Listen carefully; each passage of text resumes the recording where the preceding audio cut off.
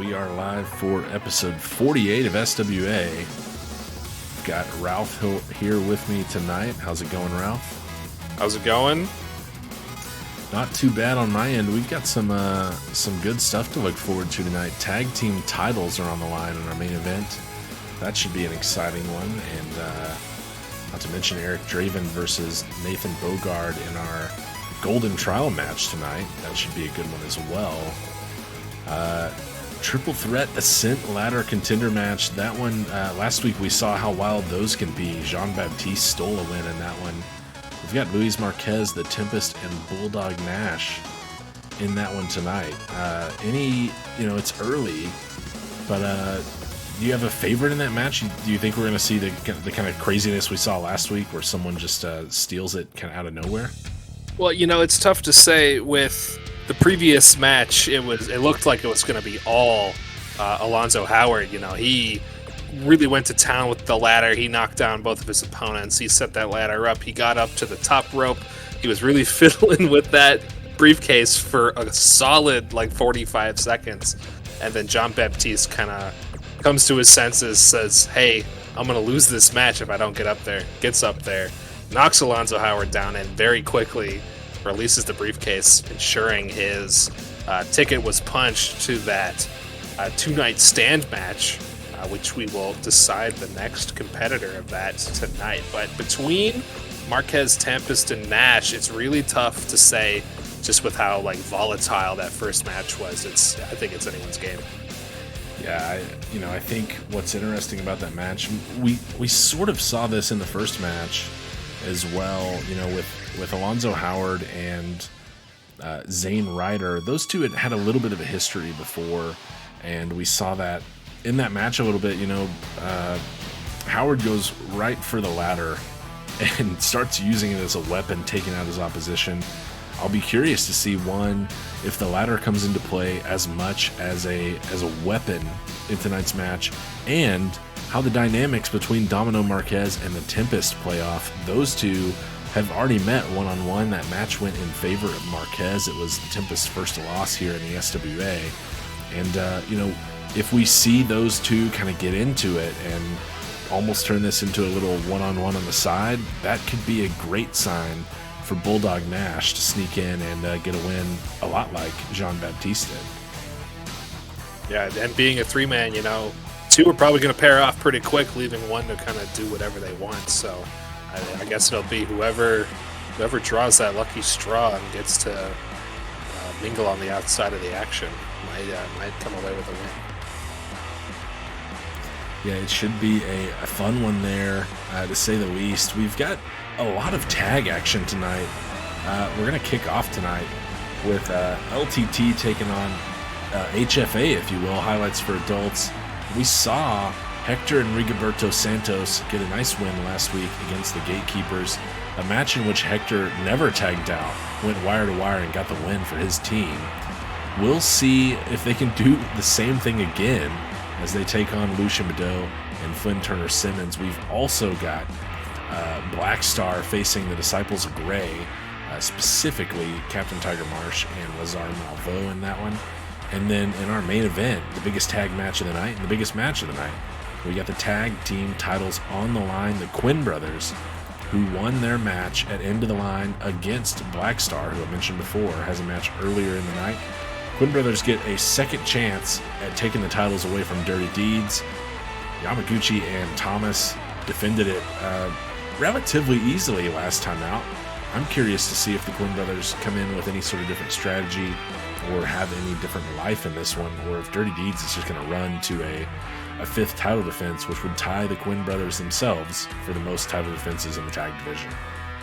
Yeah, this is really kind of a spoiler position for the Quinn brothers. Obviously, you want to win the match to win tag championship, rip that away from Dirty Deeds. But on the other hand, if they lose, Dirty Deeds ties them for the longest, maybe not longest, but the most defenses of a tag team championship that we've had in the SWA, and that's elite company. The Quinn brothers were dominant very early in the SWA, all the way through season 1. They went off to an absolute massive win streak. I believe it was like a 9 or a 10 win streak to start off their SWA careers. And then they've fallen on hard times in Season 2, and now they're back right at the top of contention Season 3.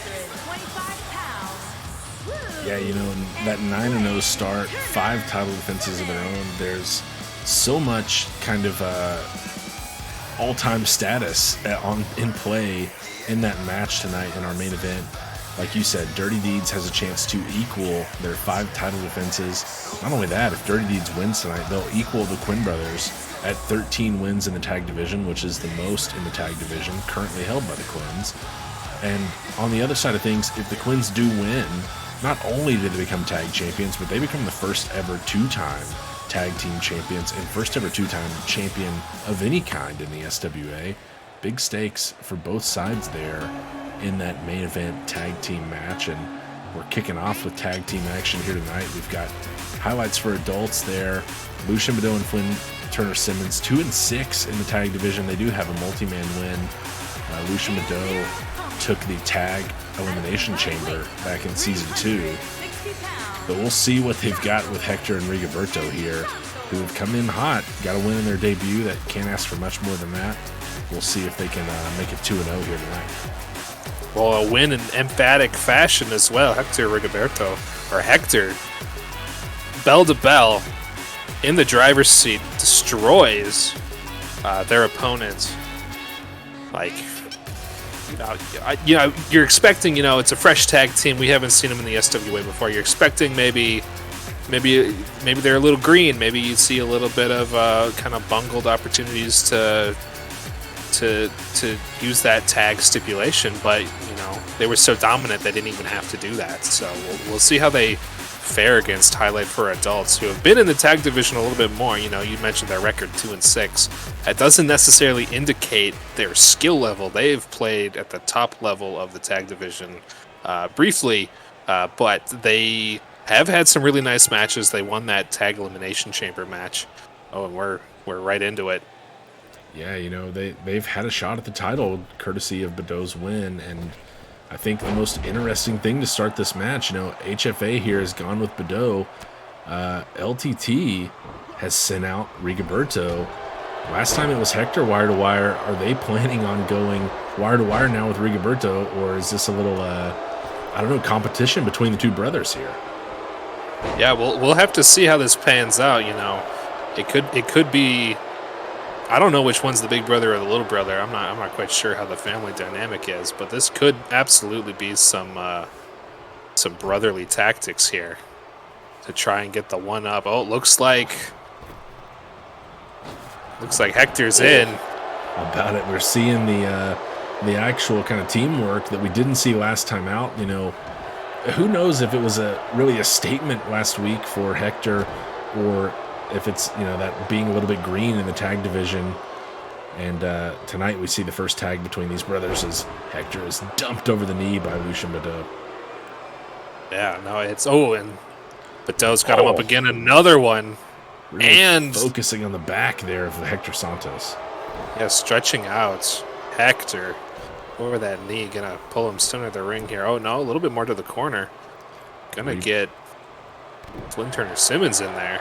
Yeah, repositioning and cutting the ring in half. That's the veteran tag presence this team offers, and now they're going to work on Hector there in their own half of the ring. FTS, Flynn Turner Simmons, the active man for Highlights for Adults. Now, remind me if I'm wrong. I believe the one loss on Dirty Deeds' resume came to Highlights for Adults. It was against New Era, actually. And you're correct. It's an easy one to flip-flop. New Era and Highlights for Adults have both had one title opportunity. Unfortunately for FTS and Badeau here, they came up short in theirs, but New Era actually won the title in their one match. Were not able to defend it as they dropped it to Dirty Deeds, who has held it ever since. Not a lot of teams, however, have really had title opportunities. So for this team to have had one is really a good mark on the resume, as Badeau wrenching on the neck here, looking for maybe a submission Not going to get it against Rigoberto. Gets out of it. And he'll try to go back on the offensive here for LTT. Absolutely. We're seeing a little bit more back and forth this match. It was a one-team show, first match out for LTT, but now we've got some back and forth, maybe a little bit stiffer competition in highlights for adults for LTT.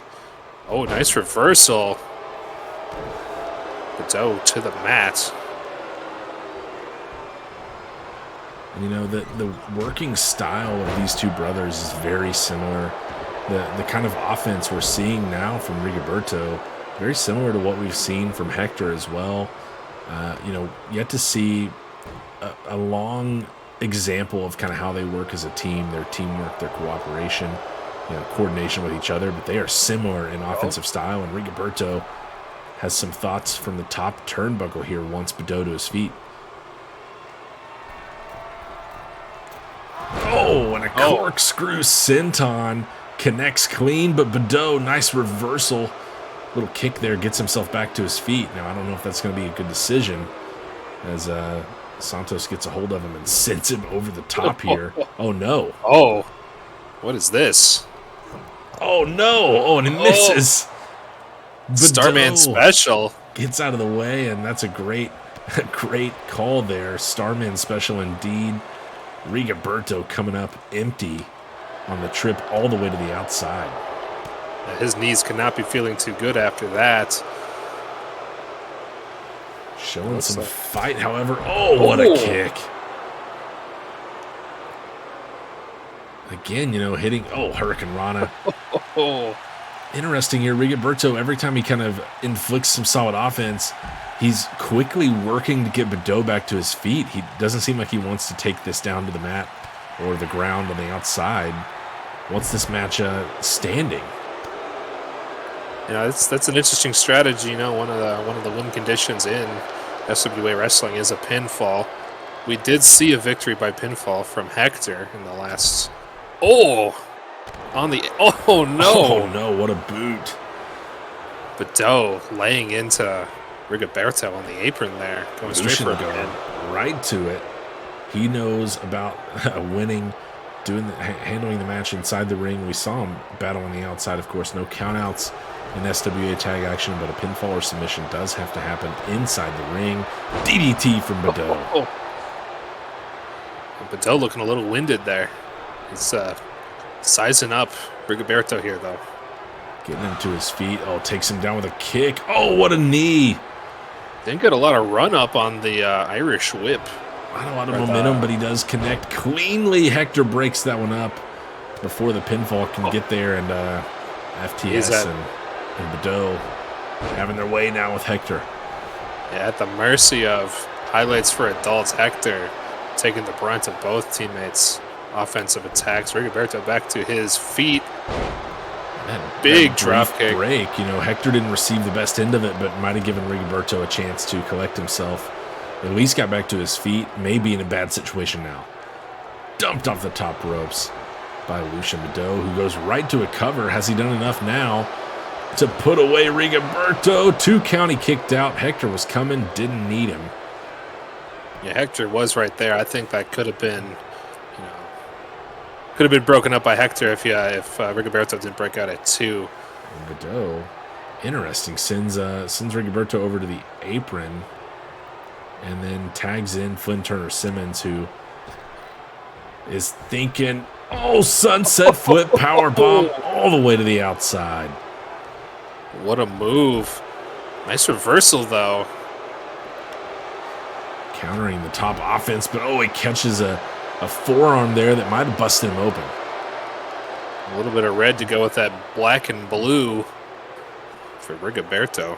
Oh, off the steps. Steel steps. That's not going to help that cut at all. And now into the announce table. Gut first into the corner there. FTS using the environment to his advantage. Sends him flying off of Hector. Finally, a little bit of a reprieve for Rigoberto. A kneeling DDT. It might be time for him to get Hector involved. It's been a long time since we've seen a tag from this team. He's just throwing forearms now at FTS, who finally fights back. Ooh.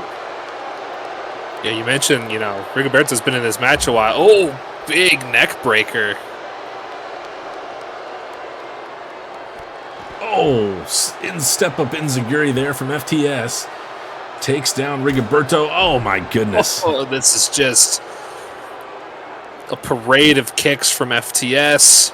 Rolling punch gets blocked, and Rigoberto, his own neck breaker. Nice reversal there after taking the brunt of that white boot from FTS. Now sent flying with another Hurricane Rana. Head scissor takedown from Rigoberto. These two still content to duke this out on the outside over by that steel barricade. Oh, this isn't looking good. Oh, no. He's already been off the steel steps, now the steel post twice. Rigoberto has, my goodness, met all of these steel portions of the ring courtesy of FTS, who just has some cruel intentions, and Hector's seen enough. Hector says, "You don't do my brother like that." Oh, my. Oh, what a kick. Jumping back kick after the super kick. Oh, my goodness. How about another one? Hector gives him a chance to breathe, and he's taking advantage. Rigoberto really going to that spinning back kick a lot. Another solid kick there. Just not able to keep up the offensive. He's taking a lot of damage here in FTS. Just quicker on the draw right now. Sending him into the announce table. Yeah, Rigoberto looking a little punch drunk as it is. Oh, head first. Oh. Off the table, staggers back. Nice reversal there, though. A little drop toe hold, takes down FTS. A little bit further, he would have landed his face on the table, too. And again, the forearms from FTS just punishing the already busted open forehead of Rigoberto Santos here. Here comes Hector again. Hector's seen enough. Nice counter there. Hector getting involved, throws the punch to the back. Looking for a suplex, maybe belly to belly. Nice reversal from FTS. It's 2-on-1 on the outside here. No fair for Flynn Turner Simmons. Yeah, ref's allowing this. I'll be feeling a little bit bad for Rigoberto. Finally back into the ring. Inside, FTS trying to crawl to Lucien Badeau. Rigoberto was going up top. No one there for him to attack, and Badeau comes in, fist flying. Look at the blood-soaked face and chest now of Rigoberto Santos. Oh, nice suplex. And Rigoberto still showing some life. He's going up top. Oh, what a splash. I don't know if I'd do that with a cut open forehead like that. And again, this is the same strategy. He gets him right back to his feet. We've seen him do that all night long. Badeau fighting out of the corner. Santos seems intent on inflicting more damage. Every time he hits a high impact offensive move, he just goes for more. Trying to make a statement perhaps here. And right now he's showing some resiliency indeed, but I don't know. It's not looking good for him out there. He's been in there a long time, and he is busted open. Certainly. Well, this is a tag match. We've seen a couple tags from them. We saw an early tag. Rigoberto started the match, got Hector in there for a brief period of time, but it's been all of Rigoberto since then, I do believe. And this is looking not so good. Another middle of the ring. DDT from Badeau. Right on the head of Rigoberto Santos. Kicked out at 2. 2.5. Hector decided to believe in his brother. Didn't even try to interfere. Oh!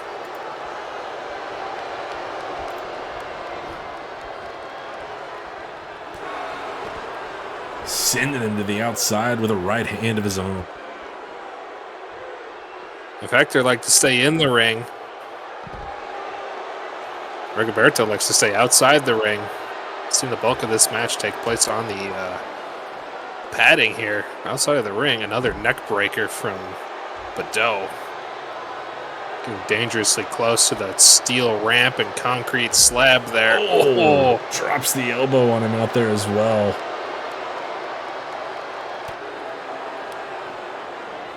These two doing battle on the outside. We've seen FTS and Rigoberto out there a ton. Now it's Badeau. And highlights for adults, sharing the load here tonight, conserving some energy. Rigoberto trying to pull off almost what Hector did last time out, but it's not looking good for him so far. Wrenching now on the arms. Submission out here wouldn't do Badeau any good, but it can weaken his opponent. Takes him up, slams him down. This is looking worse and worse for LTT. Rigoberto really needs to get a tag off. I don't know if he's... Oh, looks like he's going to crawl. Dives for the tag, and it's made. He makes Hector's it. in. That might be the last tag we see from LTT, though. Rigoberto looked pretty beat up. I don't know if it matters, though. Hector's on quite a fiery start. Triple drop kicks. All kinds of momentum for Hector. Badeau rolls out to give himself a moment, gets back in a hurry, and it's a sunset flip. Power bomb there for Hector Santos on Lucian Badeau. He's going to go up to the top rope here. I've seen some of this from Rigoberto. He wants Badeau on his feet here. What's he thinking? Top rope, top turnbuckle. Corkscrew senton, corner to corner. And has Hector done enough? He's got the leg hooked. Shoulders down, 1, 2, and 3. Los Tesoros de Tegucigalpa win their second match here in the SWA, and it's Hector Santos once more. Corkscrew senton taking down Lucian Badeau. Yeah, absolutely. Well fought match. Highlights for adults looked to be in the driver's seat for a while when they were outside the ring, really pounding on Rigoberto. But Rigoberto's resiliency arguably keeps them in this match. He withstood the punishment for Hector to come in and seal the deal against Lucian Badeau. Yeah, I mean, it's a testament to his resilience, like you said, and strength really to stay in this match. It's not that it was one-sided against Rigoberto. It's just that for a lot of that match, it was 2-on-1. He faced both FTS and Badeau. Hector comes in and gets the win, and I'm not sure what sort of relationship these two brothers have, but Hector has picked up the win in both of these matches. I'm sure he's going to give his brother a hard time about that one, but he's got to feel pretty good about the resilience his brother showcased in this match as well, refusing to go down after taking quite a beating in this one. Absolutely, and LTT goes up 2-0. Hot start to their SWA career. We can only imagine that things are going to go up from here. Starting off 1-0 in your SWA career as a tag or individual, that's the place you always want to be, and certainly 2-0, nothing better than that as a start. LTT onto a great trajectory already here in the SWA. Brand new tag team, not only here in Season 3, but really just over the last couple of weeks, coming in at the close of Season 3 and making a name for themselves right off the bat. That's where you want to be as a tag team here in the SWA, and as a rookie for sure as well. Really putting yourself out there and starting to put some nice matches on your resume. Yeah, absolutely. It's quite the spot to be. You say 2-0 start might be the best spot to be in. I'd argue a 3-0 start, and so on and so on until they're undefeated into infinity. But LTT really showing some heart. We see SWA coming down the ramp. It's in his match against Rajwana. Yeah, the Island God here against the Tiger King. A couple of guys who have struggled for different lengths of time, really. SWA 4-10. He's been here since Season 1. And Rajwana 1-5 over the last couple of seasons has struggled as well. Now, both have had a little bit of success in the tag division. SWA's picked up a couple of tag wins, and Rajwana has as well, working with Nathan Bogard. But both would like to get their singles records going in the right direction. Both are winless here in Season 3. Chance to improve that and build some momentum as we march towards the end of the season for both SWA and Rajwana. Yeah, certainly, and we haven't seen too much of SWA. Rajwana has been partnering with Nathan Bogard in an unnamed tag pairing, and they've had some success. But anytime Rajwana has kind of come out on his own, maybe we're expecting a turnaround in fates, but it's always been a little tough for Rajwana to get his feet under him. And it's not to say that people in the back, people in the weight rooms have always been very appreciative of Rajwana's work ethic. One of the hardest workers in the SWA, but it's always been just a little bit too little to get the job done in the ring. But maybe tonight versus the Island God, he'll finally kind of start stepping in the right direction in the SWA.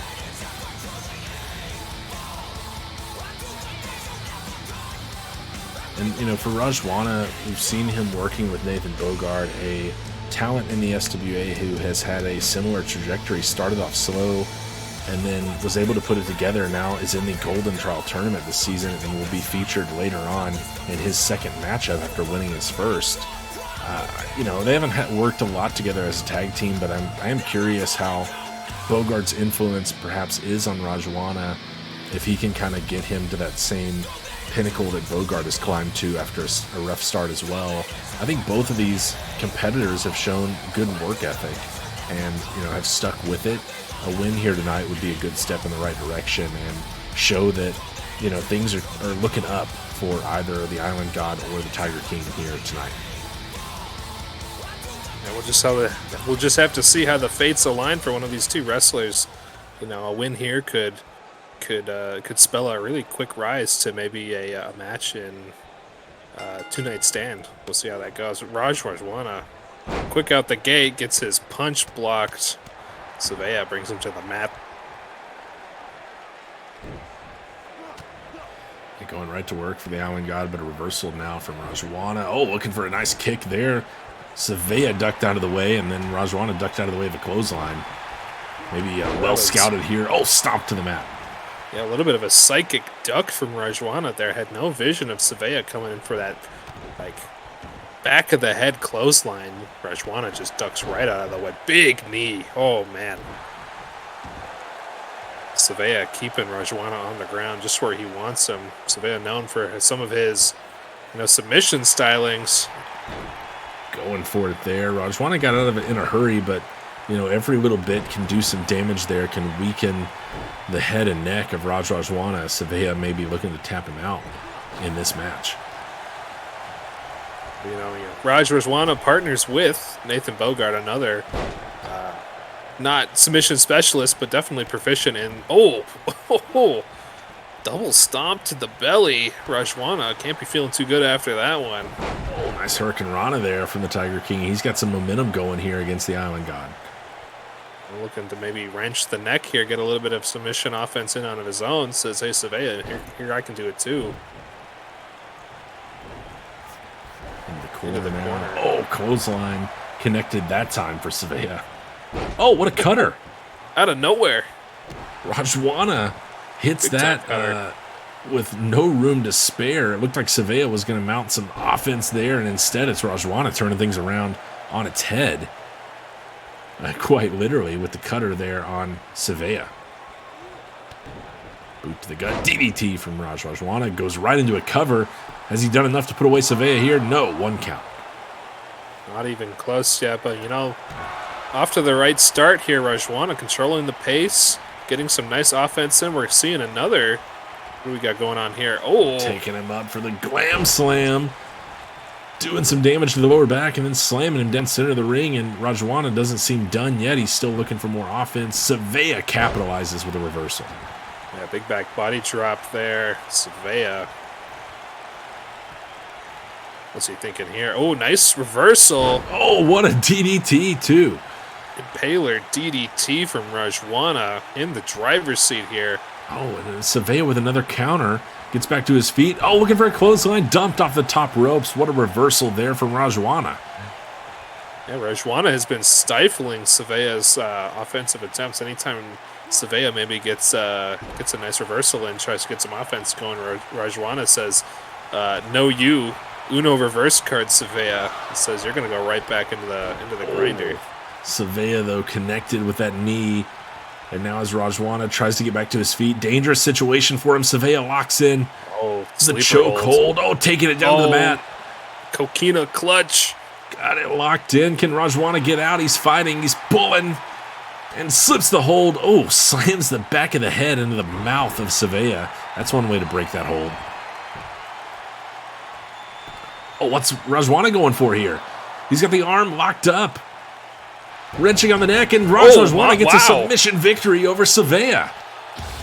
Time in the gym with Nathan Bogart pays off, submits Savea with that unique kind of arm hold.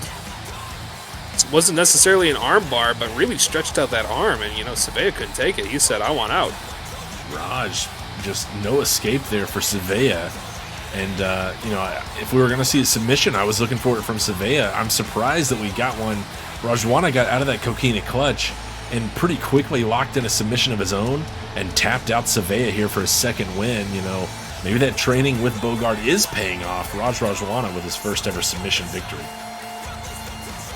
Yeah, absolutely. A great step in the right direction for Rajwana, taking down an old SWA stalwart in Savea.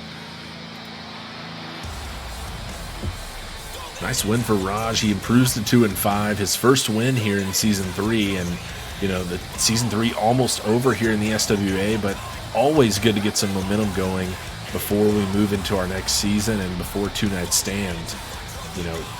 Getting momentum, building a little bit of that behind you as you march forward can really be the difference in your career.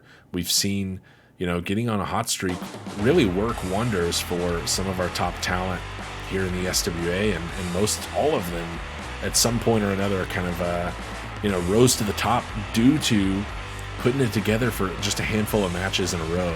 Could be the first step for Rajwana there, getting a nice win tonight against Savea and showing some submission proficiency, a new wrinkle to his offense that we haven't really seen before. Yeah, absolutely. You said, kind of getting some momentum together. A couple wins go a long way in the SWA, and this might be the start of something good for Rajwana. Hopefully he keep the streak going.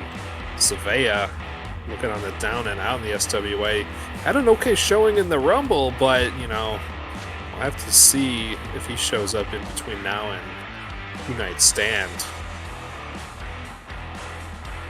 Yeah, picking up, his 11th loss there actually puts him into a tie for the most singles losses in the SWA.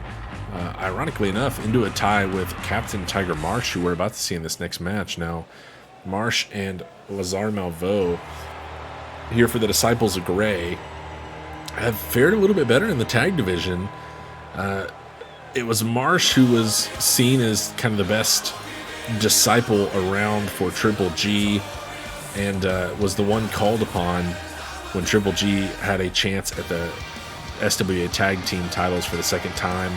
They did come up short in that match, but it was actually Triple G who, was the one that ended up losing that match, not Captain Tiger Marsh for the Disciples. Tonight he pairs up with Lazar Malveaux to see if they can take down Black Star here, who have started off 3-2 in the SWA tag division. They lost their first match out, but then went on a nice 3-win streak. And then, unfortunately for them, at end of the line, they came up short against the Quinn brothers with a shot at the tag team titles up for grabs.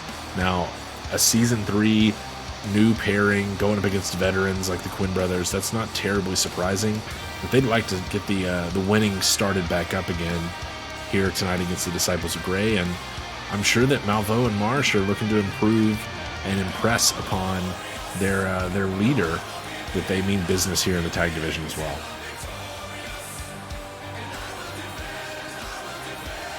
You'd have to hope that 2 weeks off is enough time, though, for Casey Starr to recover from that absolute beating that they took on the ramp against the Quinn brothers. What a match, kind of dog-eared for me for like one of the matches of the season. But they don't quite get away with that one, but we'll see how they do against the two Disciples here. You can't ever really count out the Disciples. They've had tutelage from Triple G. They at one time were stars in the SWA. Malveaux and Captain Tiger Marsh both were perched kind of right at the point for greatness, and then didn't capitalize, or something, one thing or another happened, and then they find themselves in the embrace of Triple G, and you can't really ever count out Lazar. I think Lazar's one of my kind of maybe personal favorite wrestlers in the SWA. I've always kind of liked his style, even with a little bit of a tire change going for the all-white. And, for both of these competitors, maybe their singles careers weren't quite what they had hoped before kind of coming underneath the wing of Triple G, but neither one, finding themselves at the bottom of the rankings. Captain Tiger Marsh, actually only one of 9 competitors in the SWA to have racked up over 10 singles victories, with 12 himself, including a 9-5 record over the first season of the SWA that saw him as one of the top talents in the division. Malveaux, 7-7 in his career, right at that 500 mark. They've both shown capability of winning big matches and performing when it matters. They'll have to do that here tonight. As you mentioned, Casey Starr took a beating from Jamie Quinn in that match against the Quinn brothers. But as we kind of think about the match we saw last time out, the singles match between Savea and Rajwana, the submission game we've seen employed by Bastion Black in a couple of their wins for Black Star here, power submission game, and we've seen a little bit of that as well from Captain Tiger Marsh, all the way back in that 1-on-3 submission elimination match where 3 of the disciples took on Daniel Drake Thomas. 2 of them were eliminated by the Fed.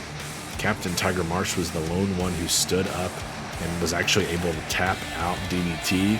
So we could see another submission finish here in this tag match with Bastion Black and Captain Tiger Marsh both being involved. It's true. It is to say, though, Captain Tiger Marsh not known for his submission game. I think the only reason he went for the sub in that one, Black Star off to a pretty hot start here.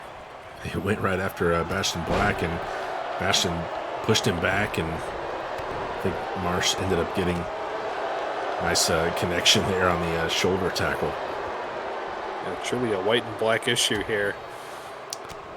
Black Star going against Disciples of Gray. The all reversal. white and silver, the Disciples matching up with high contrast to the black leather predominantly used by Bastion Black here, who just shoves Marsh to the ground and throws the right hand in the air, showcasing his strength against a pretty large opponent here in Captain Tiger Marsh. Certainly one of the taller members of the SWA. Big DDT. Slamming the head now of Marsh into the mat a trio of times, taking him, the captain up to his feet and just throwing a right hand. Nothing technical about that. Bastion Black has come in with a lot of fire in this match, but Marsh, with a nice reversal in the corner, sends Black to the other half of the ring. Yeah, ref definitely avoiding Bastion Black. And Tiger Marsh uses Lazar Malveaux as a missile, launching him to the center of the ring against Bastion Black, who fights back to his feet in a hurry. Oh, catches that knee, though, from Lazar Malveaux. Captain Tiger Marsh all fired up from watching Top Gun, launching Lazar Malveaux. Fox 1 at Bastion Black, but it looks like Bastion Black took it in stride. We got Lazar heading into the corner here. And Bastion keeps going to the corner, it looks like Star got involved there, maybe landed low on Malveaux. And I think Bastion had been looking for a tag. He finally just takes down Malveaux and then gets the tag that he wanted. Both Malveaux and Marsh have been fighting out of the corner there. Casey Starr now the active man for Black Star. And Malveaux taking him down to the mat and sending a leg right into the back of Casey. Tag made. Marsh is back in. Nice little duck away from that grapple attempt there. Oh no. Not sure what Star was setting up, but Captain Tiger Marsh met him with a clothesline. Took him right down. Now taking him out to the apron and sending him to the outside. And that's not where Casey Starr wants to be. Jamie Quinn did some damage to him on the outside of the ring last time out. Maybe Marsh, well scouted, taking this thing to the outside. Reversal from Starr. Yeah, absolutely. Oh. This could be flashbacks for Casey Starr. 2 weeks ago, had an absolute pounding handed to them on this very ramp, but not shying away from it at all. Nice combo from Casey Starr. Nice little punch kick punch going. Kind of what's going on here? Oh, slamming him down with the foot, just right into the mat, and so dangerously close to that concrete. Marsh went face first out there. And no way to protect himself. Arms held back. Oh, now Marsh carrying Starr around, slams him into the apron, the hardest part of the ring there. Back first into that corner. Besides for the steel steps and steel posts, certainly the hardest part of that ring. Back in it, though. Now taking up Starr. Oh, taking him over to the middle rope. No. Looking for that draping DDT, perhaps. Yes, hits it clean. Starr down in the corner now. Marsh surveying his opponent. And he's going across, looking to tune up the band here. Going a long ways for it as well. Sweet chin music. No! Whoa. Starr ducked underneath. What a reversal. What a duck from Casey Starr. Too much time to think about it. What a great job by Starr to evade that maneuver. But it's still Marsh who's kind of in control of this match despite the blunder there.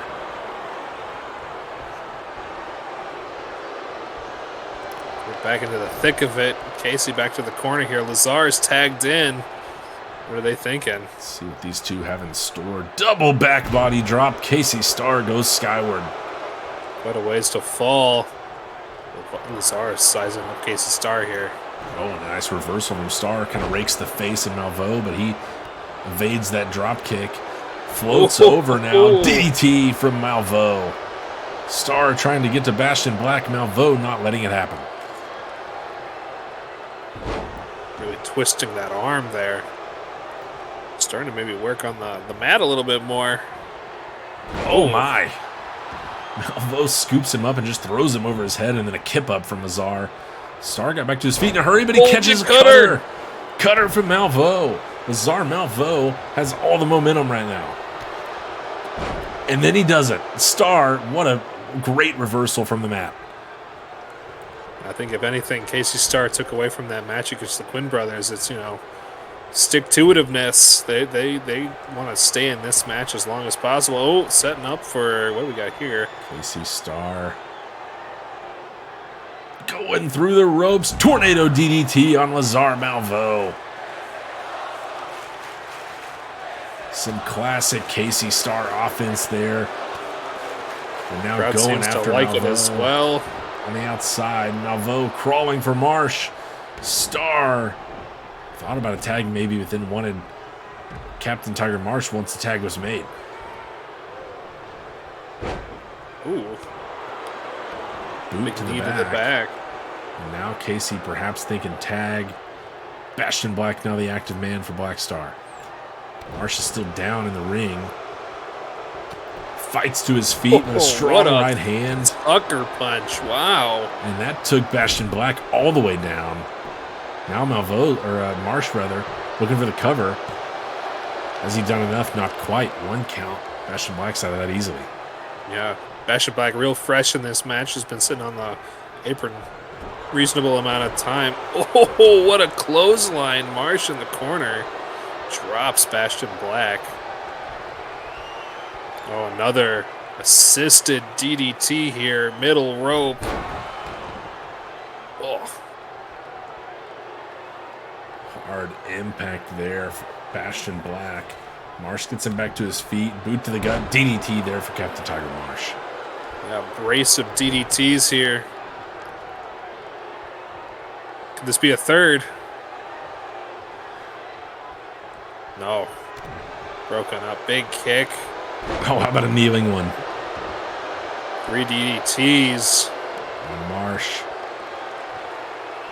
was not able to connect on Casey Starr, setting up Bastion Black. Sweet chin music, connect clean. You could hear that in the top row.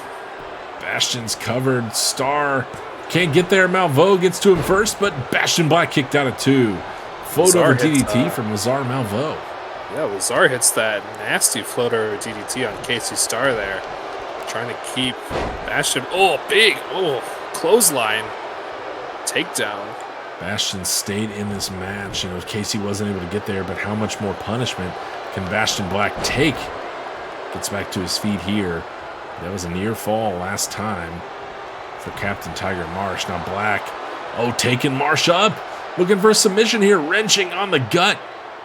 Using the shoulder, and Marsh tapped out. That's it. Bastion Black has done it again. A submission on Captain Tiger Marsh, and just like that, Bastion Black and Black Star can turn a match on its head. Submission victory for Bastion Black. We've had a couple submission victories, a couple surprising submission victories. I didn't necessarily expect that from Black Star. I know it's in their bag of tricks, but to tap that quickly, Captain Tiger Marsh gonna have to hit the gym after that one. Look at all the DDTs being replayed here. Just absolute DDT madness from Marsh and Malveaux, but it wasn't enough. Had that in their playbook tonight, and it almost worked.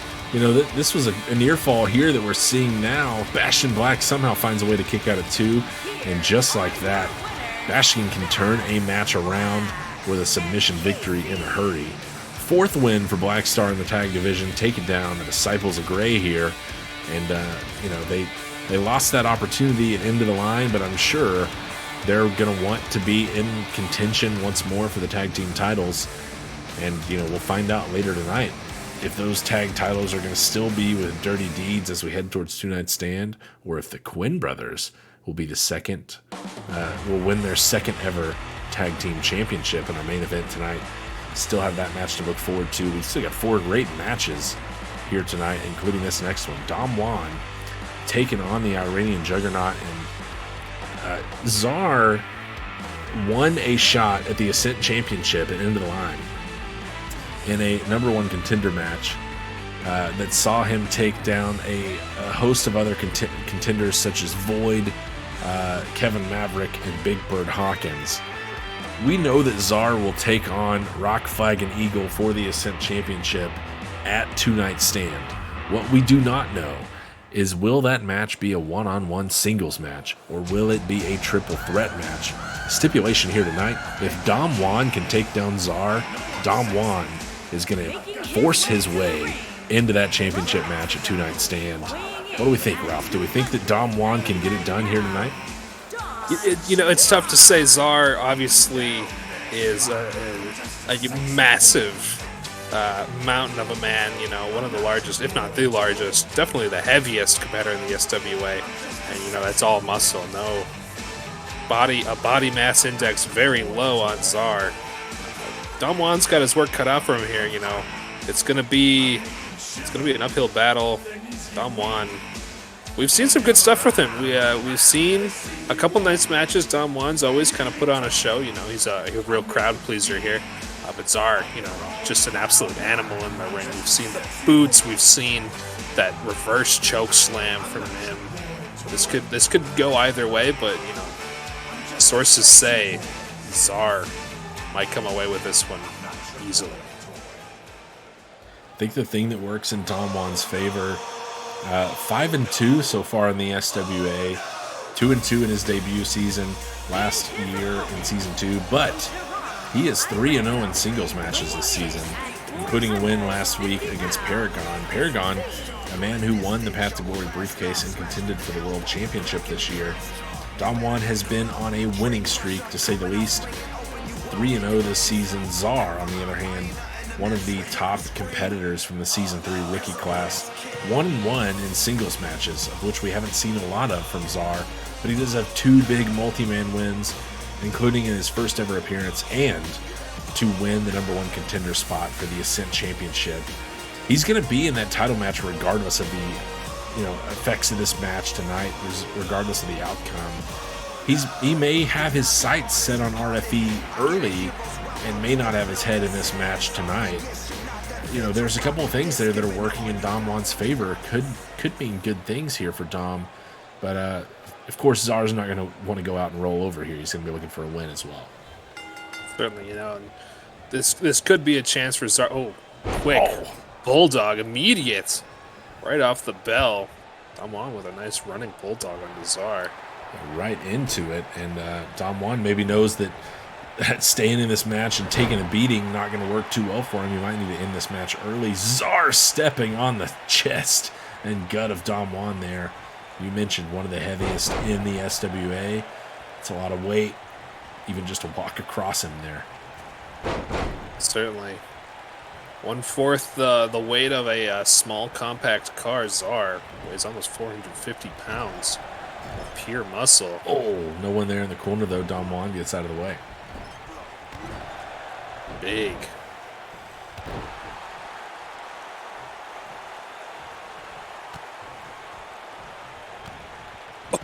Oh, showing off his rumble chop. Czar eliminates Dom Juan over the top rope.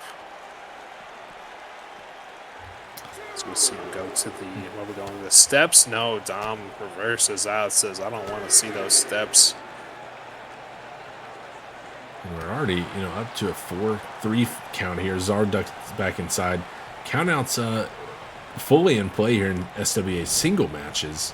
We've seen a couple of tag matches tonight, so haven't seen that. Oh, Dom Juan with the Irish whip of Czar off the ropes, and Czar won that exchange. Ooh. Nice takedown from Dom. Working on the left arm here of the Iranian Juggernaut. Now looking for a cover. I'm not sure that's going to be enough. Just a 1 count. Yeah, barely a 1 count. I don't know if that maybe even would have counted as a 1 count. Oh, going in. What we got here? That's a little sleeper hold from Dom. And he's got the arm locked around the neck there of Czar, wrenching against him. Able to catch his own breath here, but restricting the airflow for Czar. Good tactic to recover some stamina without letting your opponent do so. Czar says, no big deal. Gonna take Dom Juan up to his feet. Big double lariat. And even in just a few short steps, you can see the momentum that Czar builds up behind that clothesline. Just leveling. Oh, no. Big boot. Sends Dom Juan sprawling. Only thing would make that worse if he was barefooted. Oh, but he's on the kicks ropes. out, though. Had the foot there on the bottom rope. The positioning was just poor. Unclear what we would have seen if that could have put this match away. Oh no. my. Czar, full Nelson choke slam. Dom Juan came about a foot off the mat after he hit. 1, 2, and no! Shoulders up. Dom Juan lives to fight on. I thought that was it. That full Nelson choke slam. Dom got some elevation on the rebound there. Yeah, Dom's not a small guy either. No, and he was nearly dribbled by Czar like a basketball. Now Dom Juan's got him in a full Nelson, though, and slams him sternum first into that top turnbuckle. Going for a ride. Czar. Back body drop. Out of the corner. Boot to the gut here. What's Dom thinking? Taking up the super heavyweight and just letting him go. Let gravity do the work. And do the work. Pounds. It did. Is it enough to get the finish? No, 2 count here. Dom Juan can't believe it. Closer than I expected. Dom Juan's not done, though. Could be thinking Dominator here. Dom Juan taking him up and slamming him down. Bad situation for Czar. Dom Juan, 1, 2, and 3. Dom Juan's going to 2-night stand. Forcing his way into that Ascent Championship match between Czar and RFE. I think you're right. Maybe Czar was maybe looking at the light at the end of the tunnel and didn't see Dom Juan coming. And Dom showed up and got it done. 4-0 now in Season 3. He's got a ton of momentum behind him. Nice win over the super heavyweight Iranian Juggernaut here tonight. Dom Juan forcing his way into that Ascent title match. It will now be a triple threat. 2-night stand, night 1. Dom Juan, Czar, and Ascent champion Rock Flag and Eagle to determine who will go into night 2 as your Ascent champion. Nice win for Dom Juan here tonight. Really taking his career in his own hands, forcing his way into that championship match. I'm sure RFE can't be too happy about this either. He had to fight one large SWA wrestler in Czar, and now he's got to fight two. Dom Juan forces his way in next to the triple threat. Whoever gets that first pin is going to walk away with the belt, so it's going to be imperative to play spoiler in that match, try to break up pins, try to stop your opponents from getting their other wrestlers eliminated. We'll see how it goes for Dom Juan, Czar, and RFE. Yeah, and you mentioned, RFE might not be too thrilled about that. Be interesting to see what the Ascent Champion has to say about this. His singles title match, his first chance at defending the title, now becoming a multi-man triple threat match.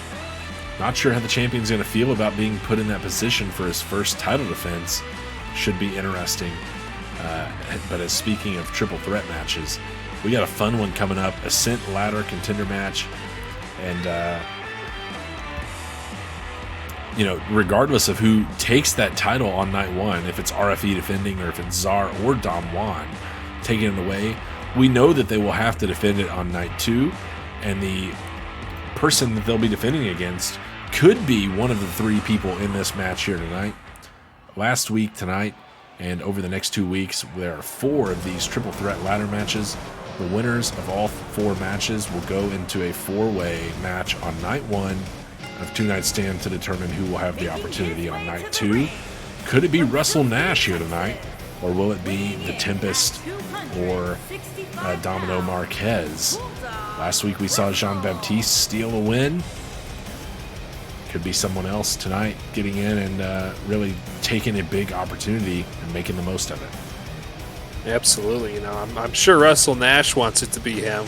He's kind of had a lackluster SWA career in his early days. It's a couple wins under his belt, but a couple losses too. You'd like to be at 500 or around 500. Off the top of my head, I don't know his record, but my brain tells me he's right there. But he needs that extra push maybe to get into that title contention.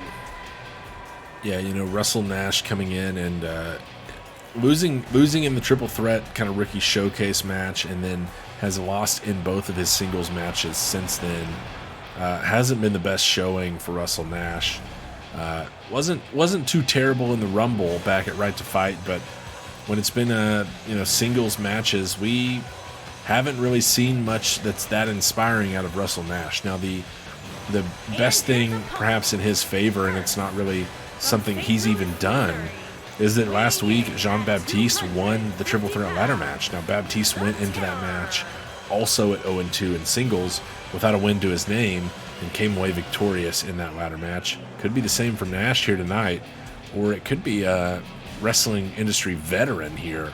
The Tempest comes in at 1-2 in singles matches in the SWA, kind of getting his bearings still in our company, but he's a champion, former champion in other promotions. He's a guy that's been around for a long time and has done a lot of big things in the wrestling industry, trying to make a name for himself in the SWA. The Tempest would like to take home a win tonight as well and get perhaps his first title opportunity in the near future. Yeah, absolutely. We've talked in the past about some meteoric rise opportunities. Flint Buckshot had a really good one when he won the Rumble at End of the Line. Winning this ladder match and punching your ticket to that second 4-way elimination match.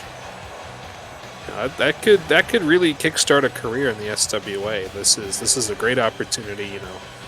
Tempest has unfortunately started 1-2, not maybe the showing that he was expecting coming in former champion other promotions, but definitely has the experience, definitely has the know-how, maybe more so than these other 2 rookies, Domino Marquez and Russell Nash.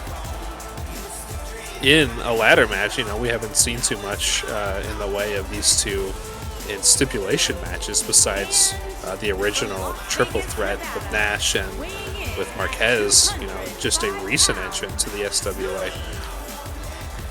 Yeah, and 2-0 for Domino, including a win over the Tempest, who is also in this match. We mentioned kind of at the start of the show, will that come into play in this match? If those two kind of square off, that might open the door for Nash. Tempest might want a little bit of revenge here against Domino Marquez. Marquez, it'll be interesting to see, is he here to prove that match, that win wasn't a fluke, or are his sights set where they need to be, which is that briefcase hanging over the center of the ring, which is where all three of our competitors should have their focus. The only way to win this match is to climb a ladder and dislodge that briefcase. We saw Alonzo Howard last week struggle with it, and Jean-Baptiste got it done. Be interesting to see how this pairs out here tonight as Nash and Tempest go at each other, and Domino's going straight for the ladder. Domino knows what's up here. He knows what it's going to take, and he's focused on the objective. Oh, Tempest takes him down, though. The ladder teetering dangerously lands on Nash. I don't know if he even noticed it fell on him, though. Oh, and Tempest just throwing Domino Marquez over his head here. Now going after Russell Nash, who with a nice counter take down to the Tempest. Boots him into the ropes. Oh, and Tempest fell face first and might have got into the corner of that ladder as well. Uh-oh. Domino just kind of taking a rest. Going to go after Russell Nash here. Nice reversal. Oh, jumping knee from Russell Nash. Going to go back to Tempest. Oh, Bulldog Nash just tossing Tempest around here. Sending him into the corner. No one there when he tries to connect, though, with the knees. The Tempest. Big elbow drop. Maybe trying to get everyone out of the ring, It's a lot easier to put a ladder up when you're not having to wrestle other people. Here comes Domino Marquez again, though. They're right on top of that ladder. Oh, no! Domino goes for that Hurricane Rana situation, but lands squarely on that ladder. But he's got it. He says, hey, I'm going to... Oh, smacks Russell Nash. Oh, Marquez is going for more. Nash takes the ladder and slams it into Luis Marquez. And now down on him as he's down on the mat. But, Tempest with a Bulldog on Russell Nash. On the Bulldog. Bulldog on the Bulldog. Tempest feeling himself. Oh, and Russell, as he rolled out, took out that other standing ladder. Now the Tempest thought he might go for the briefcase. Instead, he's going for the Domino Marquez ladder first into the back. The ladder is set up finally. Not as going to be as short. Oh, Tempest was the first to try to climb it. Bulldog Nash punched him in the legs there, took him out, and ended that ascent up the ladder for that briefcase. It looks like, Domino Marquez had all the opportunity to just climb straight into that ladder. Ooh. Oh, nice. Gets out of it. Backflip. Oh, agility and athleticism from Luis Marquez. Landing on his feet on that suplex attempt, now sending Russell Nash off the ropes underneath. Nice takedown there. Domino taking his time. Like I said, he had all the time in the world to climb up that ladder as Russell and Tempest were fighting, and now they're both out of the ring. Since Bulldog down, Marquez is so quickly up that ladder. He's working on the briefcase. Tempest and Nash are down on the outside of the ring. Yeah, no one's there to stop him. Tempest crawling to his feet. Can he get up there in time? Had a quick second to realize what was going on. Oh, jumps up. Hitting Marquez in the back, but Luis is hanging on. Third time's the charm. No, it's not. Briefcase down. No, he can't. Tempest finally gets him to release his hold on the briefcase. Marquez, though, still on the ladder, and Bulldog Nash is about to take care of that. They work together. Oh, what a long way to fall for Domino Marquez. The ladder going down with him. We have ourselves a match off the top of the mat. DDT from Bulldog Nash on Tempest, center of the ring, and he's letting the crowd know how he feels about himself here, and not really focused on the objective, however. Tries to get Tempest to his feet. Back body drop from Tempest. Whoever happens to get up there next and gets any sort of time at that Tempest grabbing briefcase. The ladder. Nash connects it. Oh, the ladder collapses on Tempest as well. Clothesline now from Nash. How about another? Nice takedown for Bulldog Nash as Domino Marquez is back on his feet on the outside of the ring and ducks back inside. Going back to the ladder here. Looks like it's going to be a Louise struggle. pulls it away from Bulldog, who just knocks it out of the hands of Marquez. Oh, and it's Marquez throwing some clotheslines now. And a nice kick levels Nash. Yeah, he just barely missed the top corner of that ladder. That could have ended badly for Russell Nash. And Marquez takes down Russell Nash off the ropes. Elbow drop. Yeah, bottom rope. Tempest using the ladder once, goes for another. Marquez rolls to his feet. Oh, and catches the ladder full on. Gets the corner. Man. Singularly focused right now on destroying Domino Marquez with that steel ladder. And dumps it on him for good measure. I think it's clear to see the Tempest is out for revenge here. He's not even focused on the briefcase. He is trying to dominate Luis Marquez here. Dominate he is doing a good job of it, but looky here, Bulldog Nash, maybe a chance. No, now he's getting involved. And Tempest, nice reversal. The great counter on Nash, now sending Nash over to the apron. Right hand doesn't connect. Nice counter from Nash to fight back inside the ring.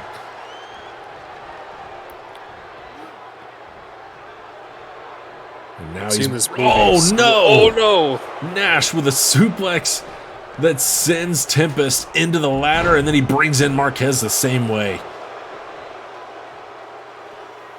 Well, there is another ladder over there. Looks like he's going for it. Nash has it. He's bringing it inside the ring. Tempest is down on the outside of the ring. Marquez down on the inside of the ring. Nash is bringing Domino up to his feet. Hard right hand. Bulldog from Nash. Luis Marquez is down. Tempest has managed to get up into a seated position. But so far, that's about it. Bulldog Nash, free reign of the ring right now. Can he get the briefcase before anyone can stop him? Can he do the same thing that Baptiste did? Tempest is to his feet. And he's just going to have to watch on as Russell Nash takes the briefcase off of its clasp and wins this ladder match. That briefcase was held on by a thread. Domino Marquez got it within an inch of being released. No effort at all for Russell Nash to get the briefcase unended. However, Russell Nash with an absolute dominant performance in that match, cleaning up the Tempest and Domino Marquez, who may have been more focused on each other than anything. I think a rivalry brewing.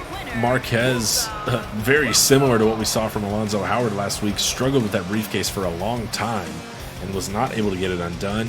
I think it was very clear that the Tempest had one goal in mind here tonight, and that was inflicting damage on Domino Marquez. And I think he did that, and I think he functionally took Marquez out of contention for this match and opened the door for Russell Nash here, which is what we theorized might happen.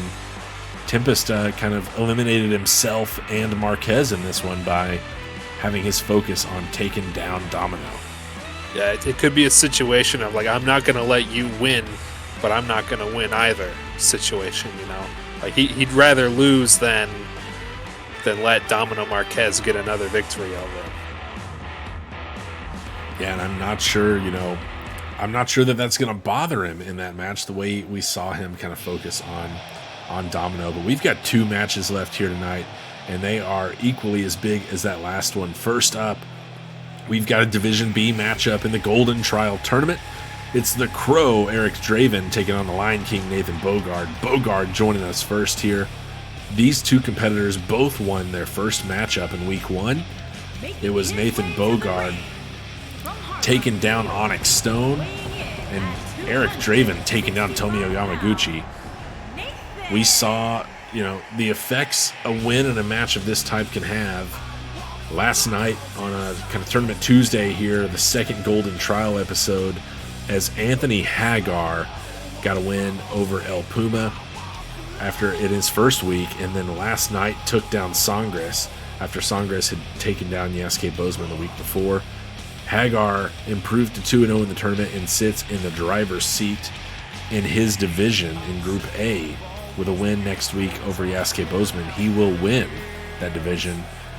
Between Draven and Bogard, whoever wins this match will be in the exact same position with a 2-0 start.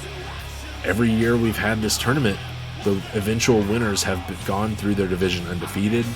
This could be the year that that's not the case, but the best way to ensure a victory here is to win tonight and win next week. Could be Bogard, could be Draven. Big time matchup here in Division B. Yeah, absolutely. You said it best. Hagar holds his destiny in his hands in the A side bracket, but in this B side bracket, one of these two is going to go 2-0. It could be Eric Draven, a veteran of the Golden Trial. He won the first ever Golden Trial tournament in Season 1.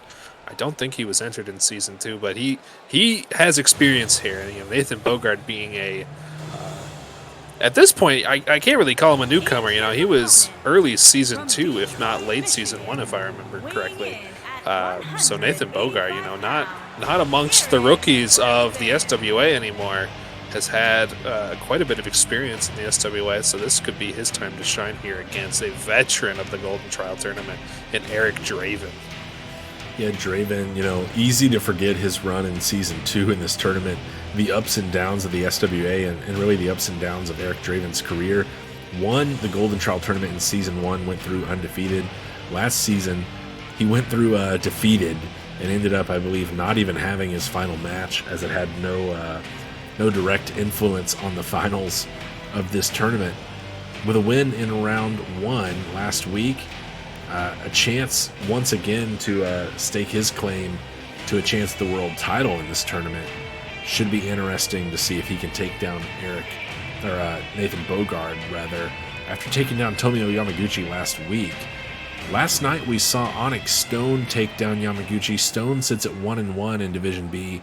He has a match next week with Eric Draven. I think if you're Onyx Stone, you're rooting for the Crow tonight.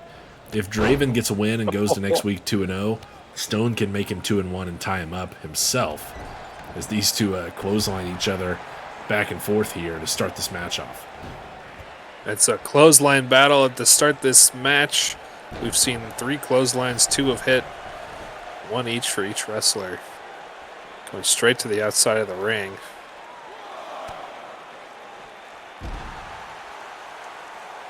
Whiffed dropkick from Draven. What's Bogard thinking here? He's got him by the hair.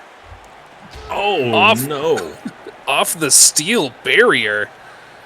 Off that, crowd fence. And, we saw last season Warren Wyndham in this tournament effectively use a countout to get a victory. Is Nathan Bogard thinking a similar strategy here? We're to a 6 count. And it still looks like he's thinking more damage. No, sends in Draven. This match will not finish on a countout, at least not yet. Yeah, thinks better of it. It's always risky to stay outside longer than 5 or 6. You never know when your opponent's gonna. Could finish on a submission, though. Draven gets out of that one in a hurry and dumps Bogard on the ropes. But Nathan Bogard, a power submission expert here in the SWA. Certainly. We haven't seen him go to the submission offense as much recently, He's been just getting it done with some of his more bruiser offense, or brawler offense that he has. He's got the pounce, he's got some big arms, big kicks. We haven't seen much of the submission, but might be particularly. Oh, it takes a huge drop kick to the small of the back. He was right to his feet, but a roll up from Draven. He's got the shoulders down. The Crow could do it here. No, Bogard kicked out at about 2.5.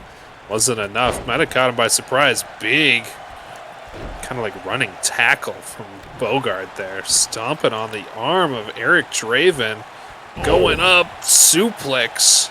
Just a release suplex there from Bogard, now dropping the knee over the face of Eric Draven. The Crow almost stole one with that roll up, but this match continues between these two. So you can never count out Draven. Draven, one of the, I don't want to call him a comeback king, but we've seen quite a few. Oh, single leg About Draven looking for a submission. Bogart's close to the ropes and doesn't even need him. He rolls over and kicks his way out. Yeah, back to what I was saying. Draven, I don't want to call him the comeback king, but he's had quite a few matches where it's looking down and out for him, and he turns it around with a black leather mask or 2 or 3. Can never count him out, but you can't ever count out Bogart either.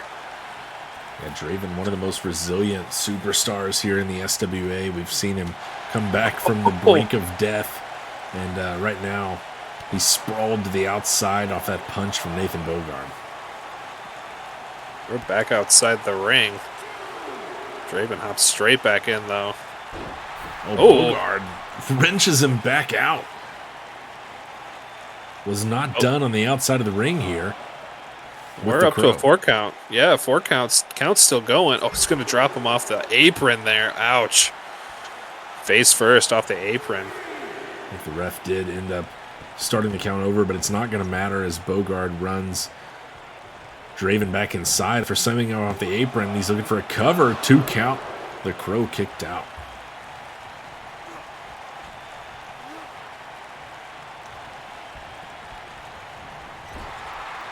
Taking it to the corner. Bogard.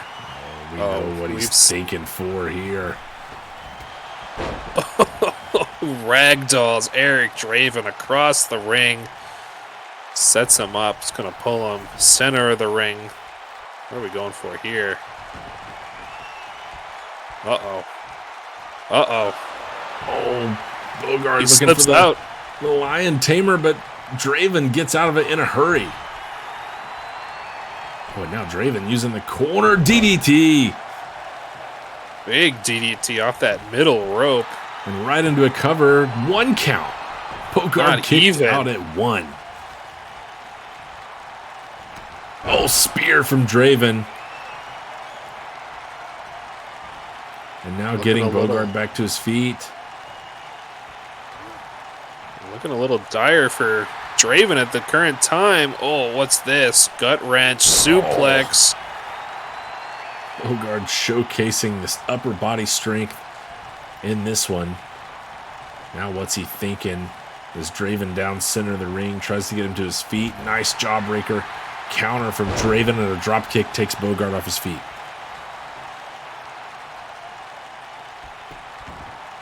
Right back down to the mount. Side headlock here from the Crow. The ref's got a good view of it. Wrenching away here on Bogard, catching his own breath. Oh, back kick. Connected there. Right off the chin of Bogard. Is that enough? I don't know if he got all of it, but it's still no. 2 count. Bogard kicked out. It was tough to see from this angle if that was a proper black leather mask or not. Clothesline from Bogard, though, gets him back to his feet.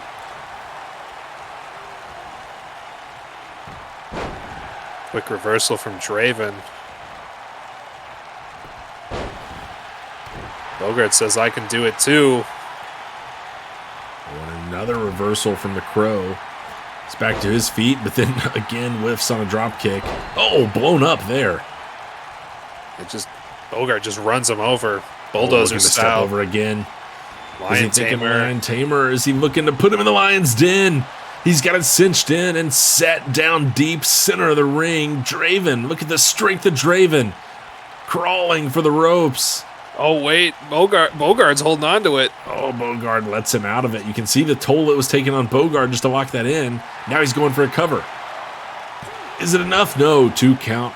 Draven kicked out there. The resilience still on display for the Crow. Absolutely. Even with that lengthy... Uh-oh, what's he thinking here? Bogard now. Double leg takedown. Could be looking to straight back in. Stepping over and back in the Lion's Den goes Eric Draven, center of the ring. This is the second time the charm here. He's crawling again. The strength of Draven to fight against it. Bogard once again letting him out of it. You know, the damage is inflicted on Draven there, but it does take a lot of energy out of the person applying that submission as well. Now Bogard going for the cover. Did he waste too much time there in the turnbuckle? 2 Looks count. like it. Shoulder up. 2 Lion Tamers in a row. Still only a 2 count. Draven with a counter. He's back Draven's to had his feet. enough. Up looking for a Hurricane Rana, but it's countered into a power bomb by Bogard. Big power bomb all the way up, all the way down, and looks like Bogard's going for it again here. Looking to step over and put Draven in the Lion's Den for a 3rd time here tonight. Positioning a little rough, though, pretty close to the ropes. And can Draven get to him? We'll see that. No! That's it. He tried to get there but couldn't do it. Bogard locked it in and gets the submission victory. Yeah, the trifecta of Lion Tamers tames Eric Draven. That lower back, feeling the pain as Nathan Bogard goes to 2-0. Eric Draven, the veteran of Golden Trial tournament action, goes to 1-1. His hope's still alive, though, if he can get a win and Bogard drops his next match. Yeah, interesting, series of matchups that we'll have next week on episode 49 and perhaps our Golden Trial specific episode before that. Nathan Bogard has his next matchup against Tomio Yamaguchi. Now, Yamaguchi is out of the Golden Trial tournament in terms of contention, but he is still a dangerous competitor and could very well get a win over Nathan Bogard. If Bogard wins against Yamaguchi, 3-0, Bogard wins Division B. If Yamaguchi can come away with a victory, however, Bogard will drop to 2-1. Now, what's important about that is that Eric Draven faces Onyx Stone next week. Both competitors are 1-1. Someone is leaving that match at 2-1. Could be Onyx Stone, could be the Crow. If Yamaguchi can get a win against Bogard next week, we could have a 2-way tie in Division B between either Eric Draven and Onyx Stone and Nathan Bogard. All of that hinges on Yamaguchi being able to get at least one victory in the Golden Trial tournament. That'll be fun to watch next week, especially because Tomio Yamaguchi has a match here tonight. He was in a match last night against Onyx Stone, and now he's here with the Fed to defend the tag team titles. Certainly, it looks like cat's out of the bag. Dirty Deeds and Tomio Yamaguchi has dug into their bag of tricks and might be coming down ringside with Triple G. But we're going to see the Quinn brothers enter first here. 2 World Championship title attempts in as many tries. We'll see if they get the job done this time. Yeah, they came up short against Dirty Deeds, but they're the first ever tag team champions in the SWA. They went on a 9-0 run. They now sit 13-6, the most tag team wins in the division. Dirty Deeds at 12-1. With a title defense here tonight, Dirty Deeds can match the Quinn brothers in wins and can also match them in title defenses at 5, atop the rankings, the all-time marks in the SWA tag division. Dirty Deeds, however, can become the first ever 2-time champion in any belt competition, but specifically in the tag division here. They would become the first ever 2-time champions with a win here tonight with the titles on the line. Would be their 14th win. They could extend their wins lead, as it were. They sit 3-2 in the tag division this season. One of those losses was that title opportunity against Dirty Deeds. After going 7-0 in our first season, looking early on like the most unstoppable team in the SWA, they finally were toppled by New Era, who then dropped the belts to Dirty Deeds, who have held on to them ever since. Dirty Deeds has been on quite the run as well, and it's 1A, 1B in terms of the best tag title reigns, and depending on who you ask, I think some would favor the Quins, some would favor Dirty Deeds. A win here tonight would go a long way to helping Dirty Deeds out in that argument. Yeah, the resumes are just as impressive for both teams here. Quinn brothers held it early. DDT and Tomio Yamaguchi and Dirty Deeds have held it since then, as we see Triple G coming down to the ring with Dirty Deeds. And we saw, DDT select Triple G for part of his team into the line, and these two, really all these three haven't always been the best of friends, but we saw DDT make that selection. Now Triple G accompanying to the ring, and you can see that things may still be a little testy between the two. Triple G doesn't seem to be content with being the caboose of this trio here. Keeps trying to jump in front of DDT, the tag champion, not having it though. Gets Gray back behind in his place as Yamaguchi and DDT make their way to the ring. The SWA Universe just as surprised as I am to see Triple G here ringside with Tomoyo Yamaguchi and Daniel Drake Thomas.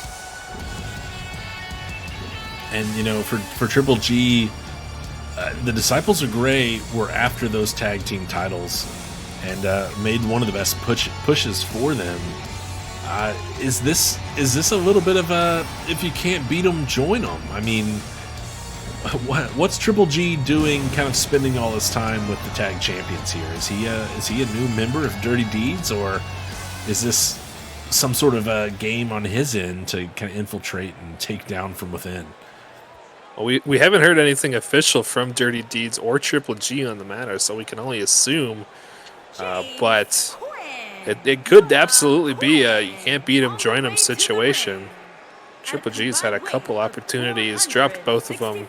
First opportunity was lost to Dirty Deeds when Sparkles was eliminated by, I believe, Tomoyo Yamaguchi. Second opportunity, he couldn't blame Sparkles on it or Captain Tiger Marsh. It was Triple G himself who got tapped out by the submission expert of the SWA, Daniel Drake Thomas. Locked up Triple G and sent their Disciples of Gray packing, defending that title. And here they are tonight after a four-man match, as you said, where Warren Windham and Triple G joined him ringside and Tomoyo Yamaguchi to take on Songres's team of Nathan Bogard, Alonzo Howard, and Painwrecker, surprise entrant. But we'll see what happens tonight. Quinn Brothers, DDT starting in the ring. Usually we see Yamaguchi start these out.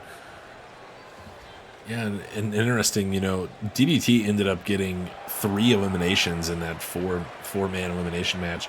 The only other one came from Triple G, and Tomoyo Yamaguchi was the only person eliminated for Team DDT, so a good showing for Triple G in that match, and maybe not the best showing for Yamaguchi, who has struggled as of late.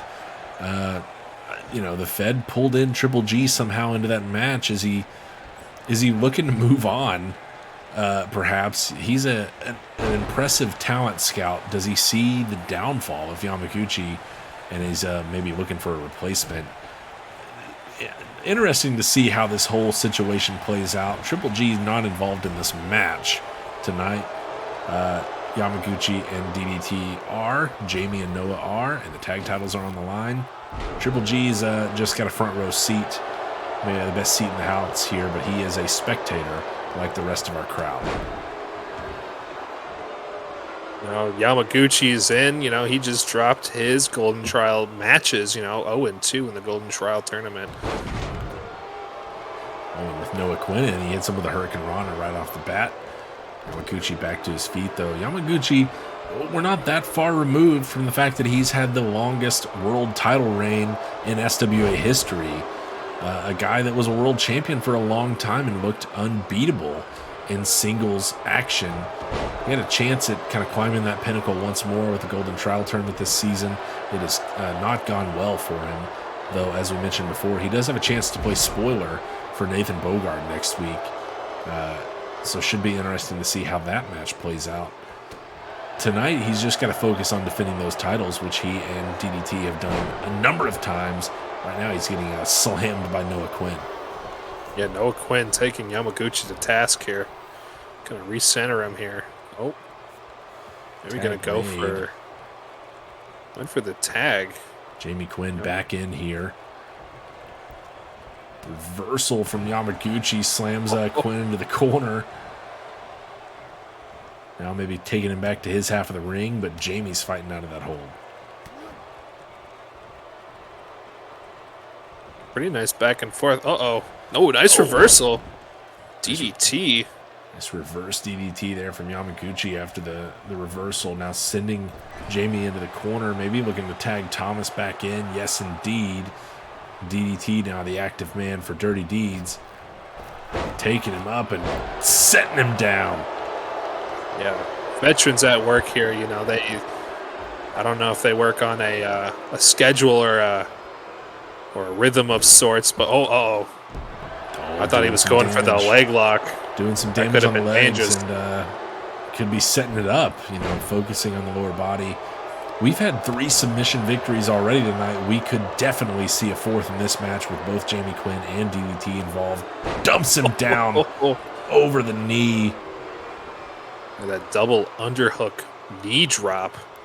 He's going to go to work on the arms. Thomas famously, weirdly, rolls over. How about this into a cover? Shoulders are down. Just gets one, though.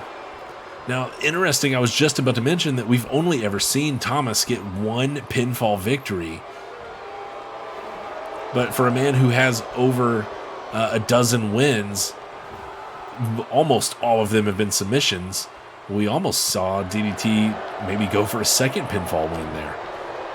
Absolutely, and it's important to note that his only pinfall victory came to the man ringside tonight, Triple G, in support of Dirty Deeds. Yeah, I mean, it's not to gloss over the fact that gracious Garrison Gray is here ringside tonight with Dirty Deeds, someone who has feuded heavily with this team, and you know, his appearance at End of the Line and now tonight, still no idea what is going on.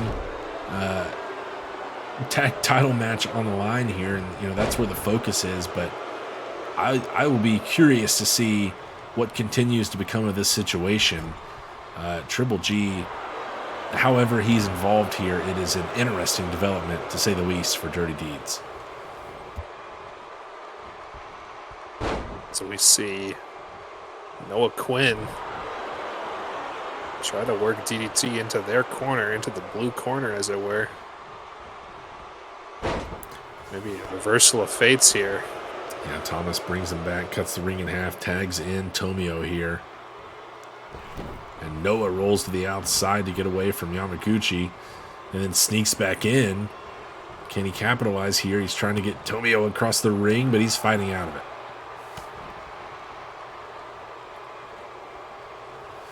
See what Yamaguchi has in store for Noah Quinn. Nice dragon screw leg takedown. Yamaguchi is also a bit of a threat for a submission. Not quite as proficient as his tag teammate, who throws a shot to the back of the head of Noah Quinn in the corner there. Oh, power bomb. Triple G pretty happy about that. Now Yamaguchi doing some damage to the left leg of Noah Quinn. Oh, what a... Well, I was going to say boot, but what a foot from Tomio Yamaguchi. MMA style kick, another one. Get some stomps in for good measure, using his feet effectively. Sending him into the corner. Oh, connects clean in the corner there with Noah Quinn. And using the right foot effectively. Connected in the corner, then a trio of shots there to the face of Noah Quinn. Yamaguchi on a roll here. Oh, step up Enziguri. Tomio, countered by Noah Quinn. It was all Yamaguchi there for a moment. Yeah, a clinic of kicks from Tomio Yamaguchi. We'll see what... what a kick. And here comes Triple G. Getting involved. A man of many words here in the SWA. He's John with Noah Quinn there, and distracted Noah. Yamaguchi looking to take advantage. Oh, countered by Noah Quinn, though. Even though he was distracted, he still was able to make the best of that situation. Nice power slam from Noah Quinn. We've only seen a couple pin attempts in this one so far. Both pretty quick to be broken up. We'll see what we got here. Tomio Yamaguchi's been on the end of some pretty It's pretty strong offense here. Looks like maybe Jamie's coming in. Yes, it is. See if Noah softened him up enough. Yamaguchi's to his feet. Superman punch on Jamie Quinn. And now focusing lower body once more. Doing some damage to the legs. Setting up his teammate. DDT, famous for his leg lock, his ankle lock. Got one of the most deadly submissions in the SWA, the ankle lock of DDT. Oh, ducked underneath, but Jamie caught him anyway with the clothesline. Oh, DDT locks him up. Oh, and dirty deeds indeed. Classic dirty deeds there. Maybe bend but don't break, or at least don't get caught breaking the rules. I think they'd kind of use everything at their disposal to win a match. Ref was right there too. You know, I don't know how he didn't see it. Maybe they paid him off. Let's see what Yamaguchi's thinking here as Jamie Quinn gets to his feet. Boot to the gut. Neck breaker from Jamie Quinn. Gets all of it too. What's he thinking here? Jamie maybe setting him up. Long distance here. Thinking spear. Hits it clean and dead center of the ring, but Yamaguchi with a jawbreaker gets back to his feet. A nice reversal. Jamie catches the kick, though. Oh, and now it's Jamie Quinn looking for a submission. Single leg here. Yamaguchi's crawling for the ropes. Can he get away? Jamie relinquishes the hold. Yamaguchi in a bad position here. DDT was begging for the tag there. So let me help you out. And needs to be, perhaps. Yamaguchi's been out there a while. DDT, great opportunity. The freshest man available in this match right now. And here comes a stare down from Yamaguchi. And is Yamaguchi thinking about putting Jamie Quinn to sleep here, prepping Jamie to come out of that corner, giving him a little bit of hope only to take it right away. Looks like he is. Up and connects. Looking for the cover, but the positioning. Right on the ropes. Right out of the corner. Jamie Quinn grabbed the ropes right away. Smart move by the tag team veteran. Bad positioning there from Yamaguchi, but he did connect with that GTS, and what kind of lasting effects will that have? Here comes that. Oh, nice back leg sweep takedown there. Oh, breaks up the pin attempt. Superman punch. Superman punch indeed. Connects for Yamaguchi. And after a loss last night, here, maybe Tomio's looking to pick up a win here tonight. Looking for a submission now on Jamie Quinn. It's got it locked in pretty tight. Looking like a... Looks like Jamie with a counter. Tomio might need the momentum. He may be looking to get the win himself to get himself going in the right direction. It's been a while since we've seen Thomas in this match. Once the tag, Yamaguchi rolls away from the kick and gets right back on the offensive.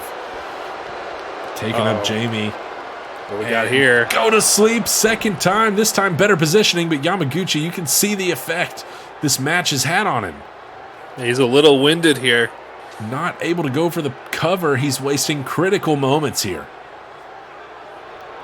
Finally there. Is it enough? Has he wasted too much time? 2 count kicked out. DDT takes care of Noah Quinn, though.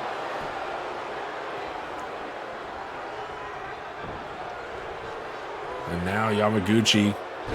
Countered by Jamie Quinn. He was so tired, he wasted so much time, but now Jamie Quinn, look at this. That's submission bad positioning. Attempt. Center of the ring. Now Yamaguchi tapped out. Yamaguchi tapped. The Quinn brothers are 2-time tag champions. Playing spoilers to DDT and Yamaguchi. Dirty Deeds drops the tag title championship to Quinn brothers, who are now your 2-time SWA World Tag Championships. This was almost an unexpected result.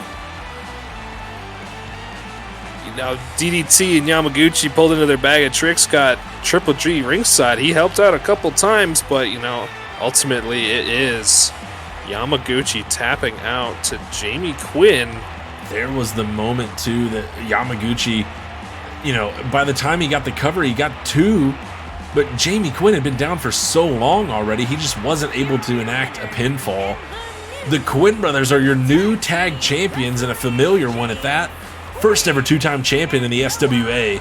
The Quinns are back on top with their 14th win in the tag division, and handing Dirty Deeds only their second ever loss and their first ever loss when both men were ringside. Big time win in our main event for the Quinn brothers. The Quinns are going to 2-night stand as your tag champs. Yeah, absolutely. This was... I don't want to say it's an upset. They are the number 1 contenders, but this one, Dirty Deeds has been on quite the roll. Dirty Deeds has pulled into their bag of tricks everything that they can throw at their opponents before. Multiple people coming down ringside, other managers, now Triple G ringside. Truly a tag team of tag teams, some of the best wrestlers in the business. Drop the match to Jamie and Noah Quinn, the Quinn brothers, back on top in the tag division. Who could have imagined the outcome of this match? Let us not forget that DDT, and I'm gonna give the credit to Thomas because he also recruited Triple G at end of the line. Triple G was ringside with DDT and Dirty Deeds here tonight. Yamaguchi has been struggling in season 3 in both singles matches and now in a tag match as well. He taps out to Jamie Quinn. He was the lone man on the team that was eliminated at the end of the line. How will DDT react to Yamaguchi perhaps dropping the ball here tonight when maybe DDT's forged a somewhat of an alliance here with Triple G? Will that come into play in this this sort of weird trio of goings on with Dirty Deeds, who now have dropped the tag championships? Again, the Quinn brothers, first ever 2-time champions in the SWA for any championship, but specifically for the tag titles. They close out episode 48 as the tag champions for the second time and extend their wins lead in the tag division. We saw a 2-0 start earlier tonight in the tag division for LTT. Rajwana got a win. Black Star took down the Disciples of Grey. Dom Juan forced his way into the Ascent title match at 2-night stand. Russell Nash joins Jean Baptiste in the Ascent number 1 contender match at 2-night stand night 1. And Nathan Bogard puts himself at 2-0 in the Golden Trial tournament with a chance to win it all next week against Tomio Yamaguchi, who, as we mentioned, been on a downturn. Should be interesting in that one. We will see you next week. A great night of SWA action here tonight, and we've got more coming to you next week on episode 49, as well as our Golden Trial episode. Golden Trial wise, we know that we'll see Eric Draven taking on Onyx Stone, Anthony Haggard taking on Yasuke Bozeman, Tomio Yamaguchi and Nathan Bogard, and Sangres taking on El Puma. We'll also have our next Ascent Ladder triple threat match, which should be a fun one as well. We look forward to it next week. Thanks for coming out. Thanks again to Ralph for joining me here tonight, and we will see you next time. Have a good one.